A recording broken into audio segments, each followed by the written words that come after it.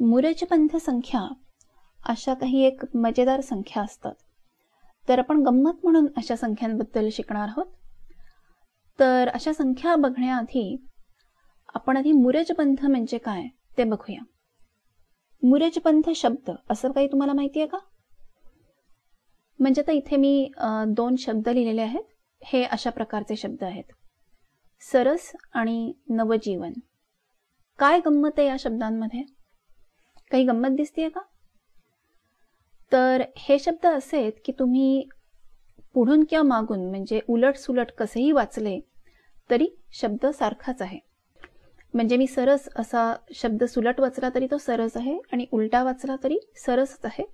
आणि तसंच नवजीवन या शब्दाचं आहे. आणि असे बरेच शब्द आहेत. इथे मी उदाहरण म्हणून दोनच शब्द घेतलेले आहेत. तर अशा शब्दांना मूरजबंध शब्द म्हणतात. म्हणजे कसे शब्द की उलट सुलट कसाही वाचला तरी सारखाच असा जो शब्द असतो तो मूरजबंध शब्द असतो. मूरज म्हणजे मृदुंग. मृदुंग कसा दोन्हीकडून वाजवता येतो, कुठूनही वाजवला आणि दोन्हीकडूनही सारखाच असतो. तसा जो शब्द आहे दोन्ही बाजूनी कसाही वाचला तरी चालेल, तो शब्द हा मूरजबंध शब्द झाला. आता असे जे शब्द असतात तशा काही संख्या पण असतात. मग कुठल्या संख्या मूरजबंध असतील? तर आता इथे मी जे लिहिलेले आहेत 101, 7667 किंवा 99999 या सगळ्या संख्या कशा आहेत? या सगळ्या मूरजबंध संख्या आहेत. आणि 5 बद्दल काय? 5 ही कशी संख्या आहे? 5 ही सुद्धा मूरजबंध संख्या आहे. कारण कुठलीही एक अंकी जी संख्या असणार आहे त्यात एकच अंक आहे, त्यामुळे प्रत्येक एक अंकी संख्या ही मूरजबंधच असणार आहे. तर अशा या मूरजबंध संख्यांबद्दल आपण एक गंमत बघूया.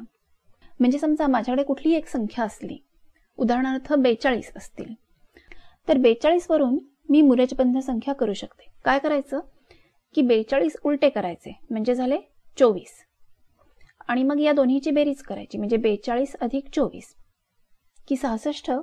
66 झाला मूरजबंध. किंवा 35 असतील तर काय करणार मी? 35ला उलटा करायचं म्हणजे 35 झाले 53 आणि या दोन्हीची बेरीज केली की उत्तर येणार आहे 88 म्हणजे 88 झाली मूरजबंध संख्या. आता अजून एक उदाहरण मी समजा घेतलं की 67. 67ला उलट केल्यावर येणार 76 आणि या दोन्हीची बेरीज केल्यावर आले 143. आता 143 ही तर काही मूरजबंध संख्या नाही. मग अशा वेळेला काय करायचं? अशा वेळेला 143 पुन्हा उलटे करायचे म्हणजे होतील 341 आणि या दोन्हीची बेरीज करायची, मग तुम्हाला मूरजबंध संख्या येते 484.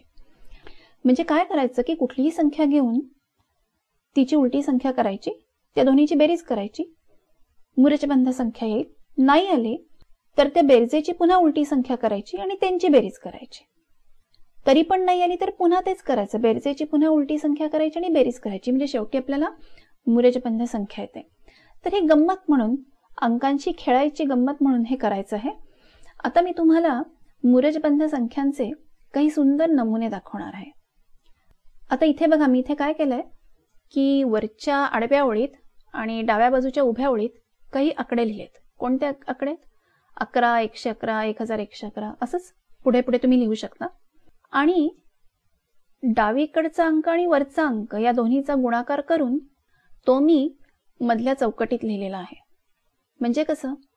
म्हणजे 11 गुणिले 111 याचा गुणाकार आहे 1221 किंवा 1221 किंवा 111 गुणिले 111 या दोन्हीचा गुणाकार इथे मी जांभळ्या रंगात दाखवलाय 12321 येतोय.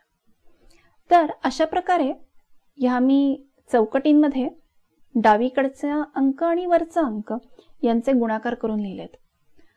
आता तुमच्या लक्षात आलं असेल की हे सगळे गुणाकार या मूरजबंध संख्या आहेत. इकडून तिकडून कशाही वाचा, सारखीच ती संख्या दिसते. तर इथे अंकांची सुंदर नक्षी तयार झालेली आहे. म्हणजे मी ज्या अंकांचे गुणाकार करतेय ते पण मूरजबंधच आहेत, 11, 111, 1111 आणि गुणाकाराचं जे उत्तर येत आहे ते पण मूरजबंधच आहे. बघा सगळे कसे गुणाकार दिसतात. तुम्ही जर पहिली गुणाकारांची उभी ओळ पाहिली तर 121, 1 2 2 1 1 2 2 2 2 1 अशी गंमत येते. आणि तुम्ही जर शेवटची उभी ओळ पाहिली तर त्याच्यात तुम्हाला दिसेल की 1 2 2 2 2 1 1 2 3 3 3 2 1 1 2 3 4 4 3 2 1 1 2 3 4 5 4 3 2 1 अशी गंमत झालेली आहे. एखादी रांगोळी काढावी तसा सुंदर नमुना तयार झालेला आहे. आणि सगळी ही मुर्याचपंथ संख्यांची गंमत आहे. तुम्ही स्वतः करून पहा, मजा वाटते असं करून लिहित जायला एकाखाली एक. आणि तुम्हाला मी अजून एक नमुना दाखवणार आहे. आता इथे ज्या गुणायच्या संख्या आहेत त्या 11, 101, 1001, 10001 अशा आहेत. डावीकडे निळ्या रंगात लिहिलेल्या संख्या आणि वरती हिरव्या रंगात लिहिलेल्या संख्या यांचा गुणाकार करून तो मध्ये लिहिलेला आहे. उदाहरणार्थ 11 गुणिले 101 यांचा गुणाकार आहे 1111. आणि समजा 101 गुणिले 1001 यांचा गुणाकार केला. डावीकडे आहेत 101, वरती आहेत 1001, तर तो गुणाकार येणार आहे 101101. इथे सुद्धा पुन्हा तुम्हाला दिसेल की सुंदर नमुना तयार झालेला आहे. प्रत्येक ओळीत तुम्हाला वेगळ्या वेगळ्या प्रकारचा नमुना दिसेल.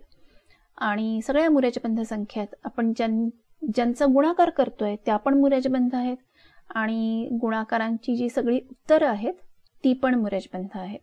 तर अशा मजेदार संख्या झालेल्या आहेत. गंमत म्हणून, खेळ म्हणून नक्की करून पहा.